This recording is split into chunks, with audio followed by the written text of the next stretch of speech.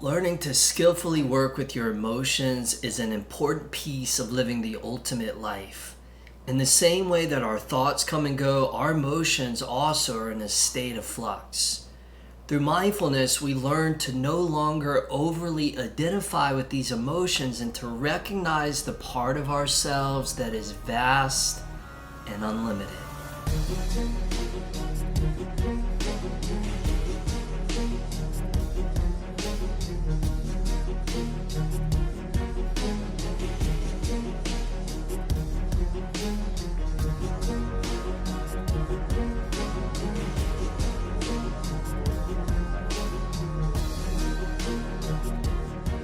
Hey guys, thank you for watching this video. Make sure that you press subscribe and to click on the link to get 3 amazing classes, power yoga, yin yoga, and meditation to increase that strength, flexibility, and calm.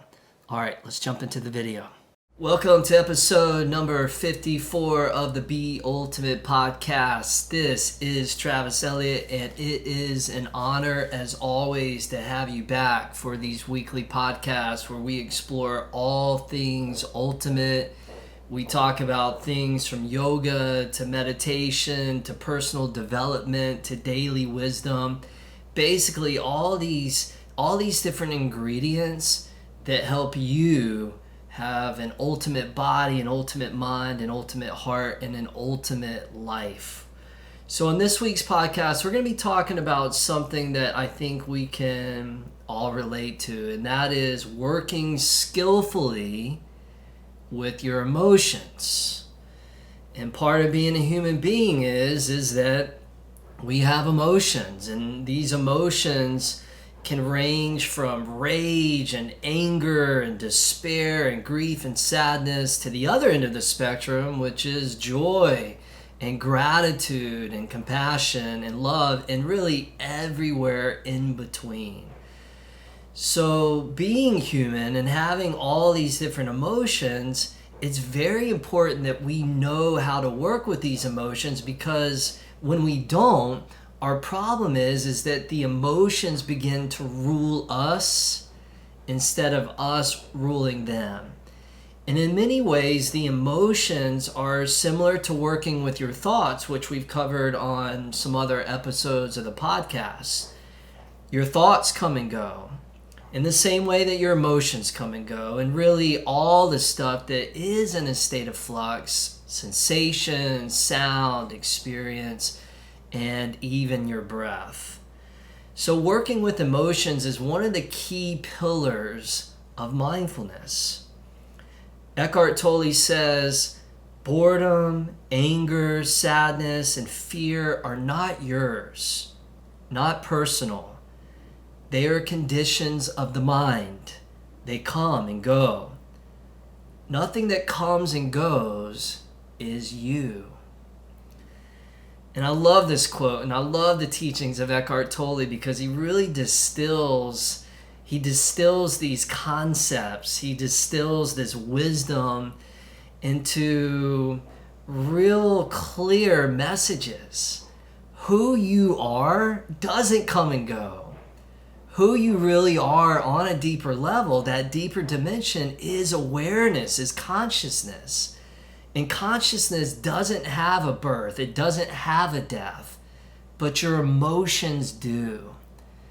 So part of this process of moving deeper down the spiritual path is really tapping back into this dimension of ourselves that is timeless and permanent, so that then we can have a greater recognition of all the things that are impermanent and not get so wrapped up within them. To not get caught within the web and the drama or the roller coaster ride that we can get taken on with our emotions. One day we are so excited, we're so happy, things are going so well, and we're telling everybody that we know in our life that, oh my God, I'm so happy, I'm so happy. And then the next day it's the complete opposite. It's almost like we're bipolar. We feel depressed, and we feel miserable, and we feel unmotivated, and we're like, God, what is wrong with me? Well, part of what's wrong with us in those circumstances is that we're overly identifying with this part of ourselves that naturally is going to go up and then it is going to come down. Just like you, I have good days and I have challenging days. I have good moments and I have bad moments. Just like you, I too experience all the full ranges of emotions. But the work that I've learned to do over these last many years is to not get so wrapped up within the emotions and to also know that things are going to change.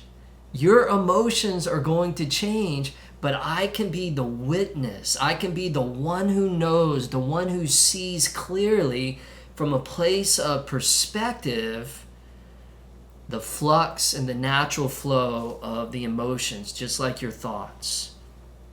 So when you recognize that timeless part of yourself, the part of yourself that is consciousness, you're no longer going to so easily get triggered by other people, triggered by stressful situations, triggered by your own emotions.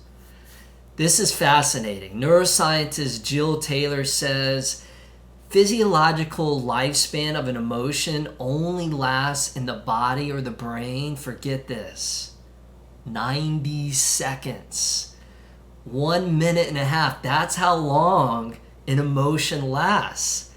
This is crazy, right? Like, think about some of the days, some of the emotions that you've had. Like, think about the big negative emotions like anger and rage. And how long did those emotions last for you? I bet they lasted hours and maybe even all day. And for some people, days turn into weeks, weeks turn into months, months turn into years, years turn into decades. And you see this within people, right? You see people that just carry this weight of anger and grief and frustration or whatever it is. And that started off just as a little 90-second blip on the radar of their lifespan, and it eventually got stronger and stronger and stronger until it got wired into their personality.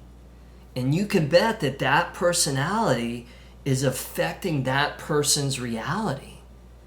If you're walking around with all these emotions that you haven't processed and digested and haven't transformed, then that's going to affect the way that you think. It's going to affect your belief system. It's going to affect people that you attract in your life. If you're a negative person, positive people aren't going to want to have anything to do with you. Of course, they're going to be there to help you. Of course, they're going to be there to try and get you to see this bubble that you're ensnared in. But it's not like they're going to want to be spending time with you all the time. It's not like you're going to be attracting a bunch of positive things in your life, because you are like a magnet that's attracting more negativity into your life.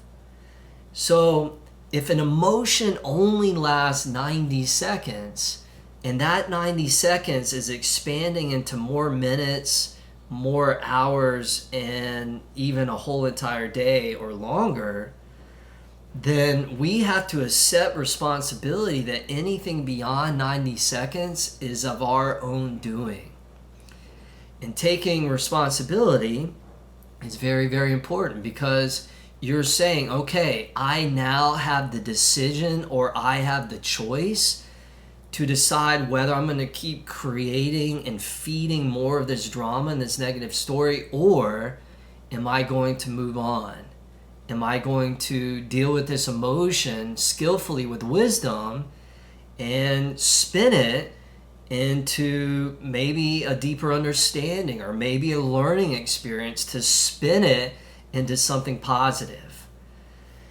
2,400 years ago or so, the Buddha called this the second arrow. He described it like this. He said, it's as if you get struck by one arrow and that arrow creates a wound.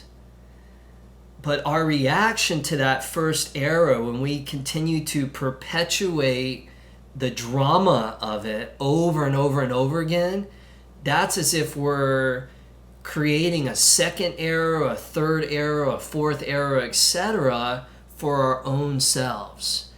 And one of his profound teachings was, if you want to transcend unnecessary suffering, then you have to stop firing that second and third arrow. We're all going to get struck by that first arrow. We're all going to be placed in experiences, in times in our life that are difficult and challenging, and we get that first arrow. But everything beyond that, you have the power to stop it right there after that first arrow. So we're going to talk a little bit more about, well, how do you do that? That sounds good, Travis. Of course, I don't want unnecessary suffering in my life. How do I do that? Well, one way that you learn to deal with your emotions skillfully is to really honor what you're feeling. If you're feeling sadness, to not turn your back on the sadness. If you're feeling rage, to not deny the rage, to not pretend like it's not there.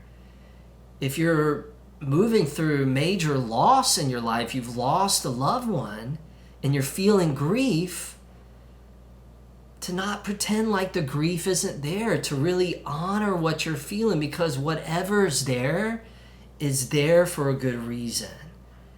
And if we want to learn what we have the capability of learning from that, then we have to move through it. As the poet Robert Frost said, the only way out is through. And so when we grieve, when we allow ourselves to express sadness, when we allow ourselves to cry, to emote, these are called the tears of the way. And the tears of the way take us from this place of hurt and pain and trauma into a place of freedom and understanding. And that very often when we get our hearts broken, this allows us to open up to that deeper part of ourselves, that, as Eckhart Tolle says, that isn't coming and going, that is permanent. It's that consciousness, that dimension of unconditional love. Now, of course, in our culture, we stuff our emotions inside of us. Especially if you're a guy, especially if you're a dude, from early on in your childhood, you're taught to be strong. You're taught to not emote yourself. And this can really, really backfire. And it can backfire because of that mind-body connection. And the body keeps the score. We store the trauma within our body. And if we don't deal with it in a timely way, it backfires in the form of disease or post-traumatic stress syndrome. It just gets worse and worse and worse the longer that we don't deal with it. If you don't deal with your inner demons, they hide out inside of the dungeon and they lift weights. They get stronger and eventually they become Herculean in nature. So you want to tackle the monster. You want to deal with the monster. You want to deal with the negativity when it's still small. So you allow yourself a grace period where you feel what you're feeling.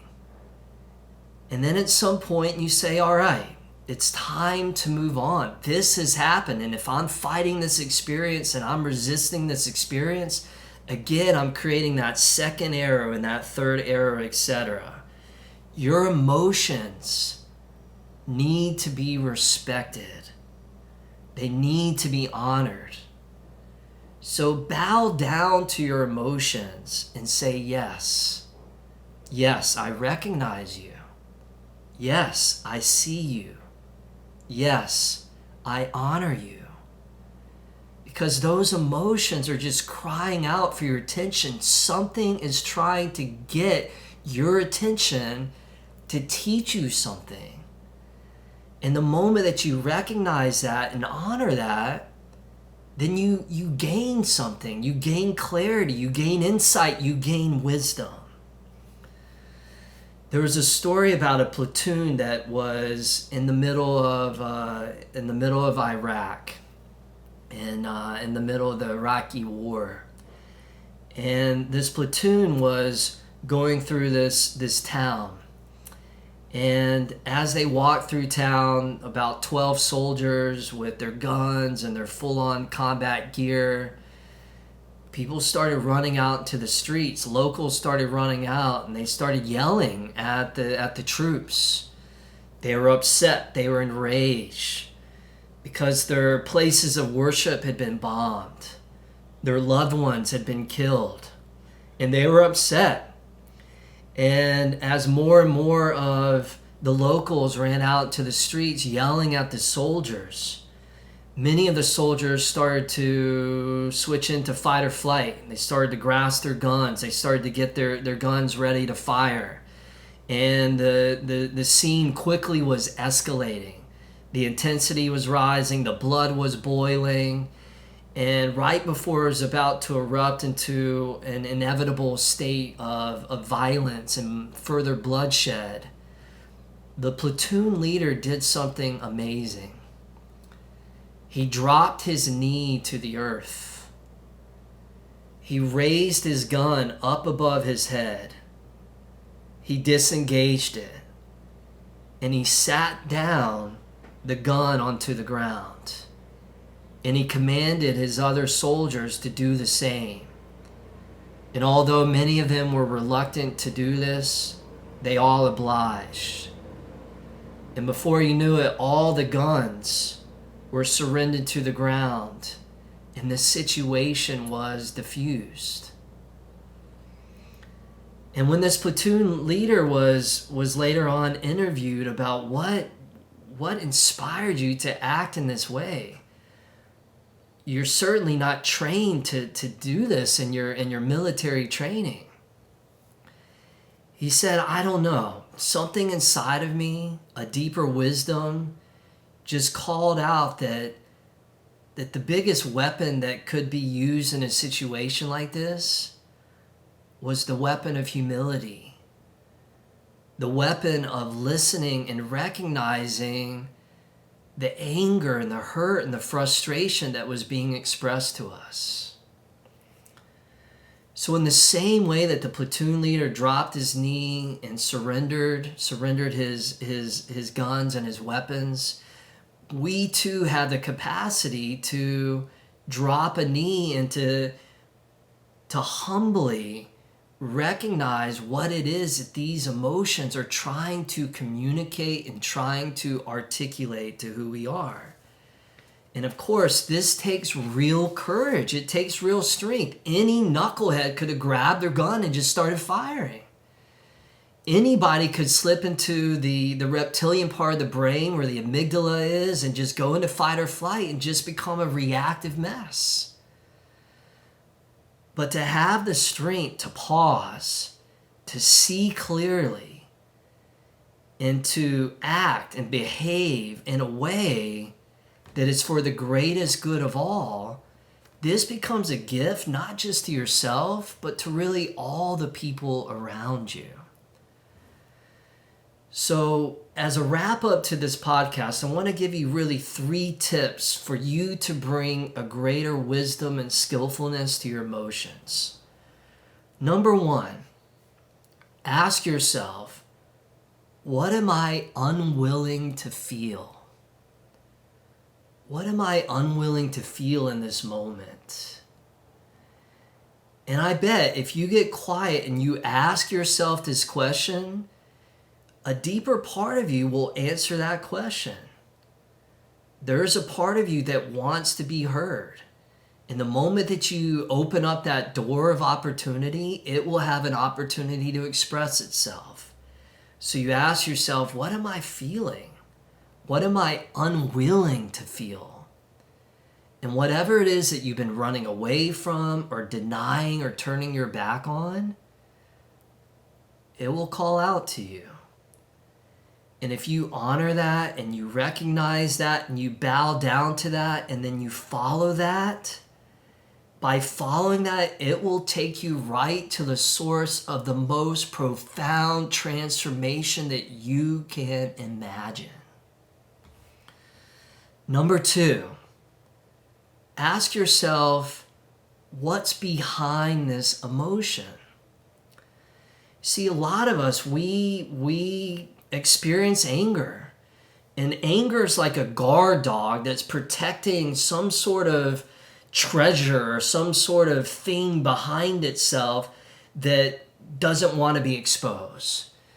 So when you ask yourself, what's behind this anger? Why am I so angry right now? And you start to move through that anger, you start to peel away the outer levels of anger, and then you start to see probably something like fear.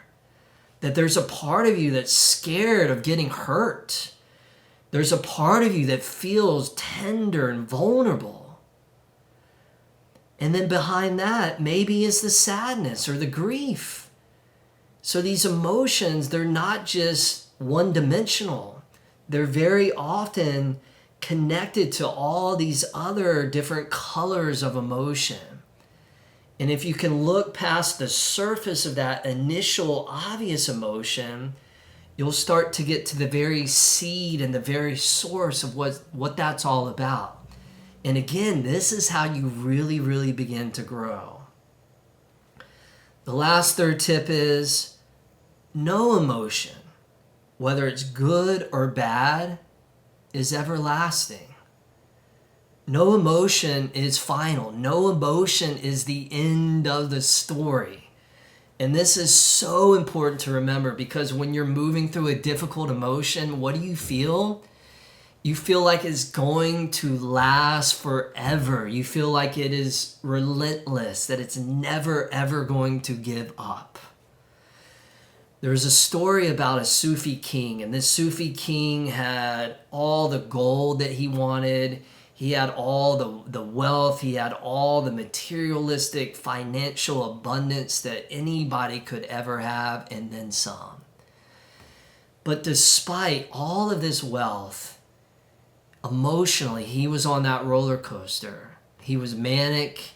He was often going into these downward spirals of anger and despair and emptiness and lack.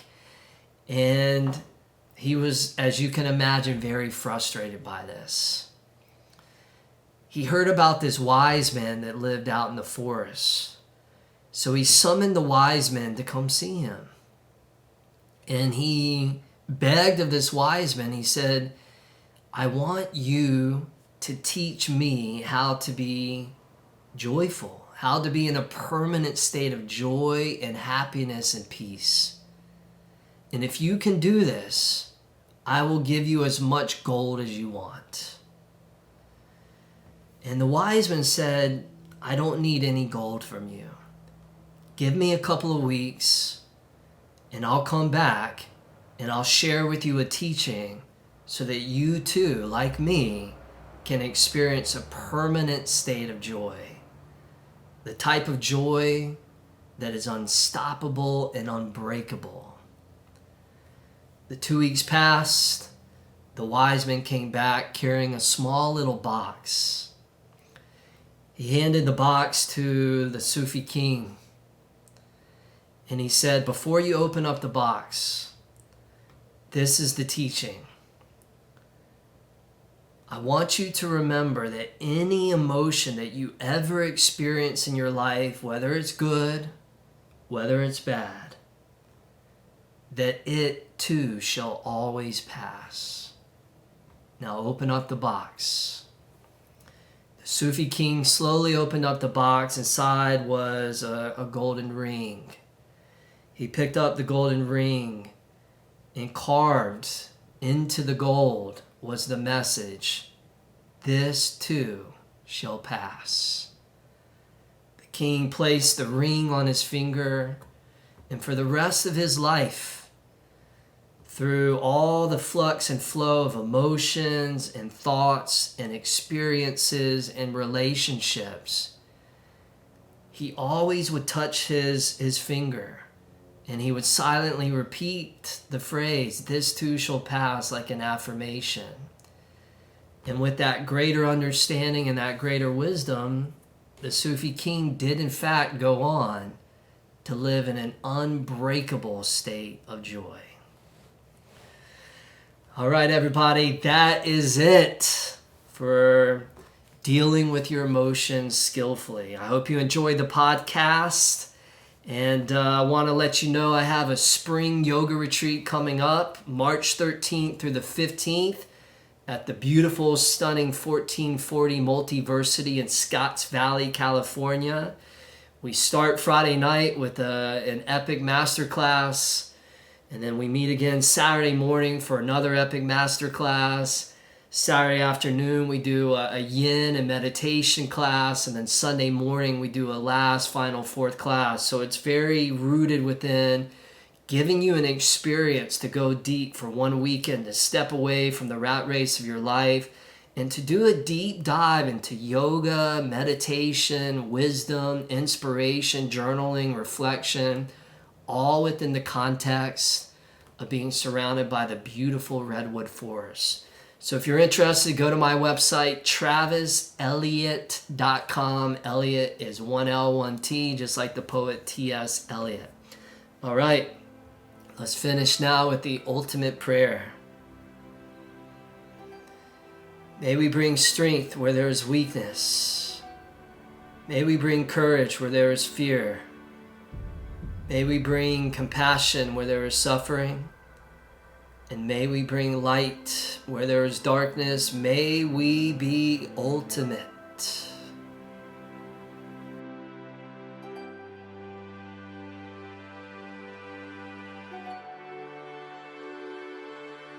Hey guys, I hope you enjoyed this video. Make sure that you click subscribe and also click the link to get those 3 amazing classes, Power Yoga, Yin Yoga, and Meditation.